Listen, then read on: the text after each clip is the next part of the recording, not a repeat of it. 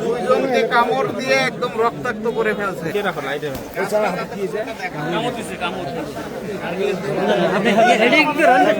কামড় দিয়ে ক্ষত বিক্ষত করে ফেলছে।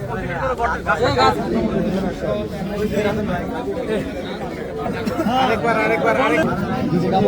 দুইটা নামে এখন নিয়মিত মামলা হবে, সকল আইনি প্রসেসে হবে। ওকে আঘাত করছে সেটাও আমরা ওইভাবে মামলায় দিয়ে দিব, ঠিক আছে? কিন্তু যৌথ অভিযান, পুলিশ একা করে নাই। কিন্তু দয়া করে ওর গায়ে কেউ হাত তুলবেন না, আঘাত করবেন না, ঠিক আছে? আইন নিজের হাতে কেউ তুলে নেবেন না।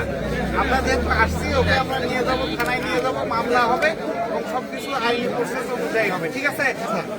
ও বসে থাকুক, ও পালাবে না, ওর পালানোর কোনো সুযোগ নাই। ও গাঁজা গাছ